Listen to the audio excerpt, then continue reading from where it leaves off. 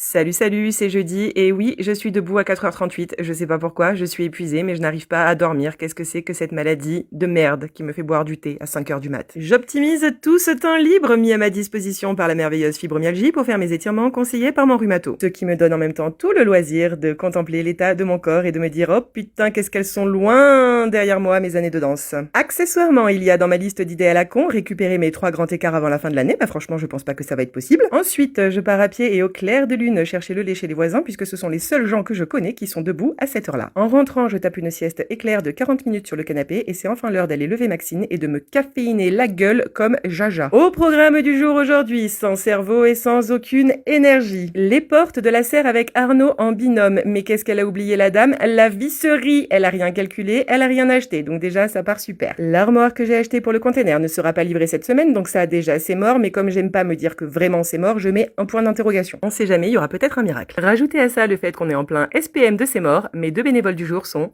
ravis. On commence très fort, on libère une étagère en moins de 30 minutes chrono. Et pendant que ma maman remplit des godets pour accueillir les bébés basiliques, Arnaud et moi, on s'occupe des poutres. On a essayé diverses techniques, plus ou moins successful. On a fini par y arriver. Pour faire une pause dans les poutres, on attrape le boisseau que j'ai déplacé hier, qui est juste un tout petit peu moins lourd, et on se tape de le monter sur le toit des containers parce que j'ai encore une idée à la con. C'est donc avec déjà plus de bras mais plein d'entrain que nous nous dirigeons vers la serre pour attaquer à monter ces putains de portes, et comme Arnaud a confondu l'Est et l'Ouest, et bah devinez quoi, on redéplace les poutres. J'ai vu le moment où j'allais me faire veuve. Dieu merci, les copines sont passées boire l'apéro et ça m'a fait un bien fou et redonner le peps dont j'avais besoin pour cet après-midi. On a réussi à monter et fixer le boisseau sur lequel on va ensuite fixer la glissière des portes. C'était bien entendu très très chiant et long comme un jour sans vin. Puis est venu le tour des boisseaux des côtés, il a fallu faire des trous à la baramine, des calculs savants et je suis nulle en maths, mettre des coups de masse dans tous les sens, fixer le tout avec des très grosses équerres et des très gros vis. C'est là que j'ai commencé à en avoir très marre et à me dire que j'allais juste fixer un très grand drap blanc sur ce magnifique cadre en bois et ouvrir un cinéma en plein air. En vrai, si je suis parfaitement honnête, la serre, j'en peux plus. Je vais d'ailleurs rajouter sur la liste de mes idées à la con, monter une serre maraîchère de 350 mètres carrés alors que tu n'y connais rien. Je vous passe le chapitre où il a fallu scier la glissière parce qu'elle était trop longue par rapport au boisseau. Dans ces moments-là, Dieu merci, il y a Arnaud parce que moi je te foutrais le feu à l'ensemble. Donc,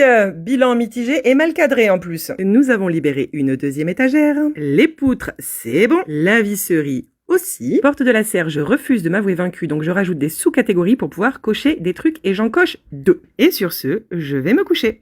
À demain!